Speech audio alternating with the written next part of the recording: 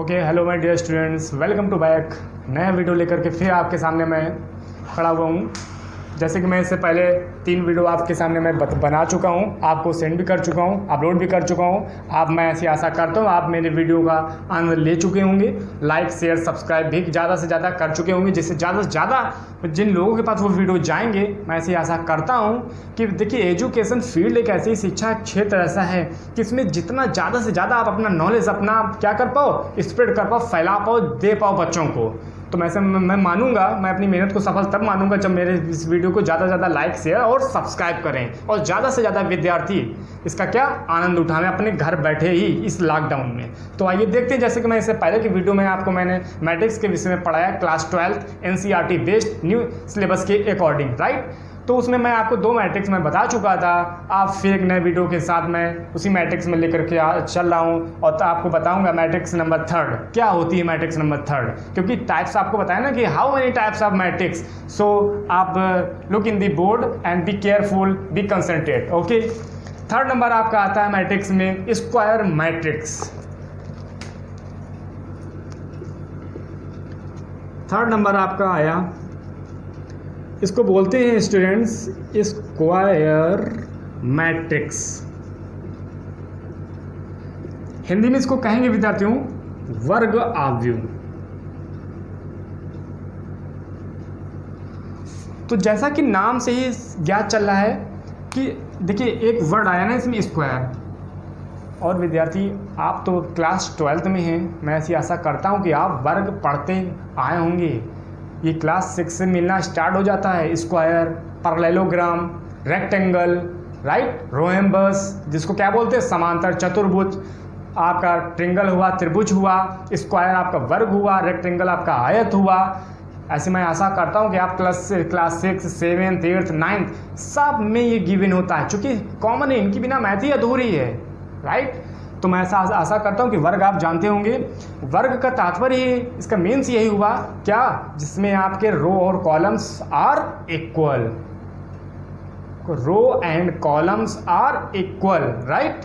तो नाम से आपको ज्ञात हो रहा है क्या है ये स्क्वायर मैट्रिक्स। आइए देखते हैं इसको एक एग्जाम्पल के तौर पर, इसको समझते हैं सिंपली। जैसे कि एग्जाम्पल गिवन है 2, 4, 3, 5। जल्दी से आप बता सकते हैं कि सर आपने जो बताया बिल्कुल सिंपल सा है। इसमें रो आपके हैं R1 एंड R2 और कॉलम आपके गिवन हैं C1 एंड C2। सो ये मैट्रिक्स कितने की कंप्लीट हुई, 2/2 की मैट्रिक्स कंप्लीट हो रही। सिंपल सा ये तो आपका ये स्क्वायर मैट्रिक्स हुआ। इसके बाद 3rd नंबर में आता है आपका स्टूडेंट्स, क्या आता है, रो मैट्रिक्स और रो वेक्टर। कह रहा है वेक्टर के रूप में इसको डिनोट करना, पंक्ति आव्यूह या पंक्ति सदिश। तो सिंपल सा उसमें आपके क्या होते हैं, केवल एक लीनियर फॉर्म में होते हैं। कैसे होते हैं, एक लीनियर फॉर्म में। जैसे कि मैं आपको भी पहले की वीडियो में बताया था, आपको क्या बताया था, हॉरिजॉन्टल क्षैतिज आव्यूह, राइट। आप उसको देखें, इसको आप देखें क्या है ये, और मेरे इस वीडियो के साथ साथ आप भी अपना रिटन वर्क करते जाएं, आप भी एक कोर्स को तैयार करते जाएं। जैसे कि बोर्ड एग्ज़ाम में जब आप बोर्ड एग्ज़ाम में बैठे तो आपके सामने कोई भी प्रॉब्लम क्रिएट ना हो आप। क्यों, क्योंकि आप प्रॉपर आप पढ़ाई पढ़ रहे हैं। मैं ऐसी आशा करता हूं कि मेरे इस वीडियो से आप प्रॉपरली आप क्या कर रहे हैं, अपने घर बैठे पढ़ रहे हैं, अपना एक रिटन क्या है, एक सिलेबस तैयार कर रहे हैं, कोर्स तैयार कर रहे हैं। जिस समय जब बोर्ड एग्जाम में बैठेंगे तो आप 100 में 99.9% आप क्या देंगे, अपनी दावेदारी ठोकेंगे नहीं कि सर मैं जो पेपर दे के आया हूँ बिल्कुल उसमें क्या है, एक्यूरेट हूँ, मैं मेरे नंबर्स इतने आ सकते हैं, पॉसिबिलिटी इतनी है। वो आप कब बोल सकते हैं, जब आपने प्रैक्टिस ज़्यादा की होगी। आप मेरे अकॉर्डिंग आप ये इसका क्या कोर्स तैयार करते हुए जा रहे हैं अपनी कॉपी में, सो देखते जाएं क्या होता है इसमें। जैसे कि पंक्ति सदिश या पंक्ति आव्यूह, इसको क्या बोलते हैं, वेक्टर मैट्रिक्स। एक सिंपल सा एक लीनियर फॉर्म में। एग्जांपल आपका ये देखिए 2, 4, 6, देख रहे हैं ना, सिंपल से। इसमें क्या है, केवल एक रो गिवन है, क्या है, केवल एक रो गिवन है। और कॉलम्स अगर आप पूछें सर इसमें कॉलम्स भी तो गिवन है, बिल्कुल बेटा इसमें गिवन है। आप देखें कितने कॉलम्स हैं, C1, C2 और C3। बट मैंने आपसे क्या कहा कि एक लीनियर फॉर्म में हो, एक लीनियर फॉर्म में, यानी कि उसमें रो जो है एट लीस्ट हो। एट लीस्ट का तात्पर्य क्या हुआ, कम से कम हो, कम से कम। अब क्या 1 से भी कम हो सकती हैं क्या, बिल्कुल भी नहीं, राइट। आपका 4th नंबर आता है मैट्रिक्स, क्या आता है, column matrix are column vector. ये तो आपका पंक्ति के रूप में हुआ, ये आपका कैसे वेक्टर हुआ, ये जो मैंने आपको वेक्टर पढ़ाया ये आपका रो वेक्टर हुआ। ये आप देखें रो वेक्टर मैट्रिक्स है आपकी है। अब आपका 4th नंबर आता है कॉलम वेक्टर मैट्रिक्स। इसको क्या बोलते हैं, स्तंभ सदिश आव्यूह। हिंदी में क्या कहते हैं बच्चों, स्तंभ सदिश आव्यूह। क्या होता है, सिंपल से इसमें जैसे कि रो था तो रो में एक सिंपल सी एक रो बन गई, इसमें क्या है, इसमें एक कॉलम बन जाएगा। जैसे कि एग्जांपल आप देख लें, इसको समझ लें आप, ये बना हुआ देखें, लिखा हुआ है 5 4 1, आप देख रहे हैं ना, इसमें रो तो आपकी बेटा 3 है, ये देखें R1 R2 और R3, ये देखें, है ना। बट इसमें कॉलम्स कितने गिवन है, ओनली एटलीस्ट 1, कम से कम एक, C1। तो जैसे कि नाम से क्या पता चला, आपका कॉलम वेक्टर है तो आपके इसमें क्या एक कॉलम गिवन होगा। रो वेक्टर कह रहा उसमें कितनी, केवल एक रो गिवन होगी। ये आपका 4था नंबर मैट्रिक्स हुआ। इस प्रकार से अकॉर्डिंग टू बुक, मैं बुक लिए हूँ आपके न्यू सिलेबस के अकॉर्डिंग बच्चों। अब आपका 6 नंबर आता है क्या, जीरो और नल मैट्रिक्स। इसको आप देखें, इसको रफ कर दें बच्चों, है ना, और आप भी इसको राइट डाउन करते जाएं मेरे साथ साथ।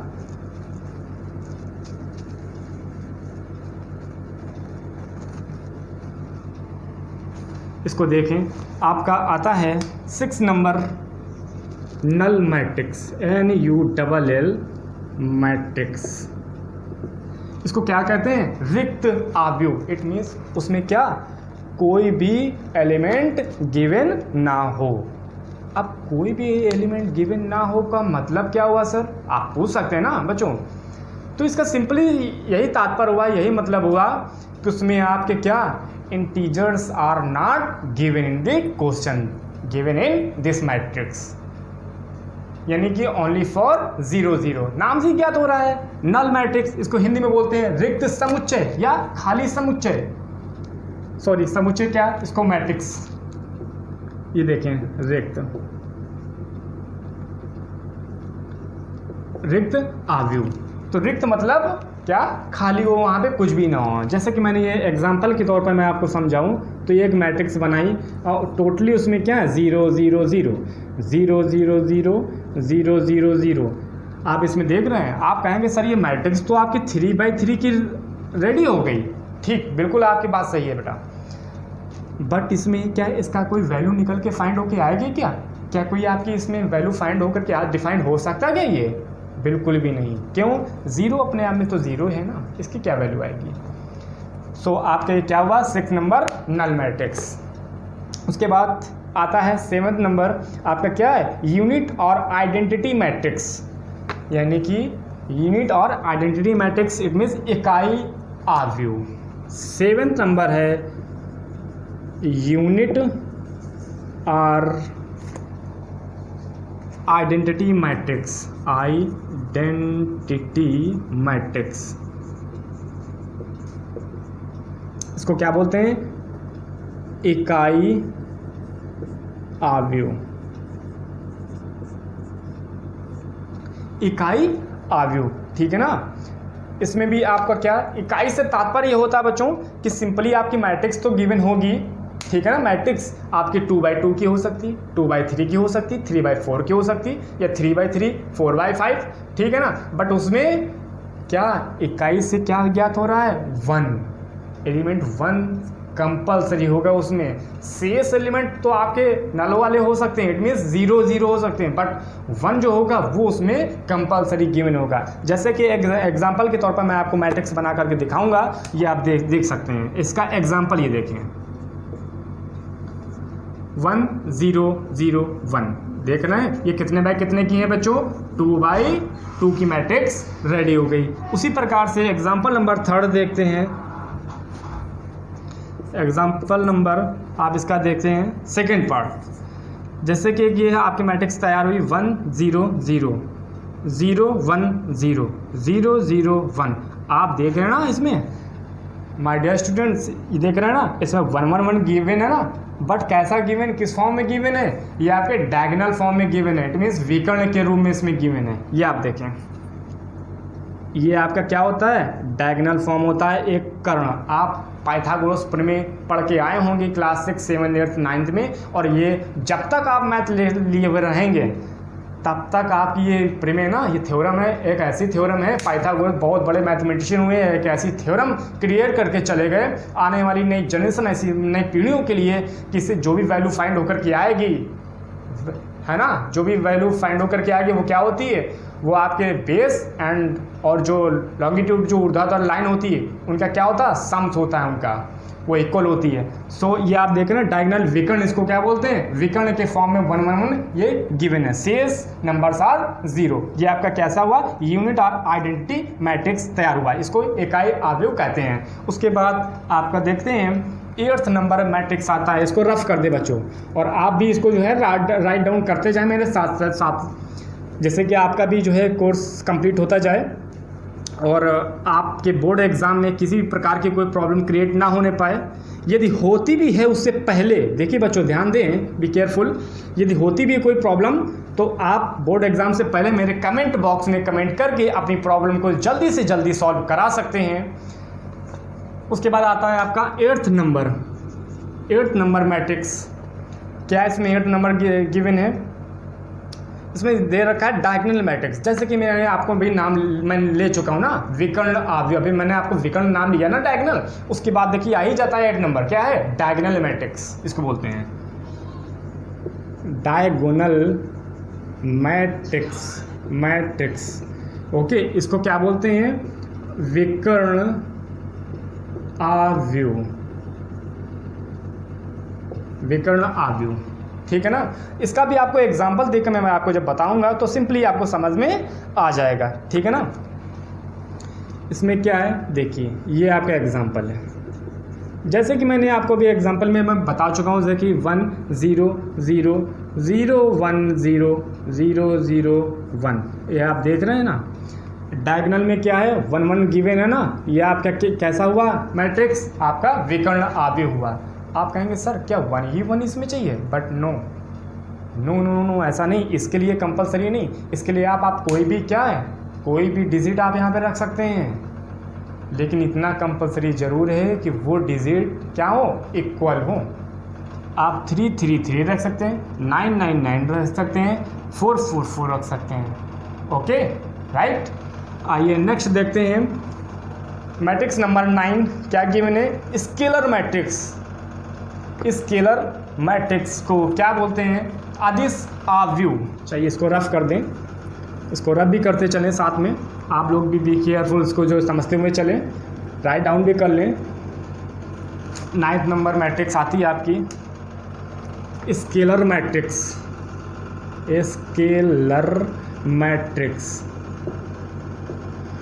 इसको क्या बोलते हैं, आदेश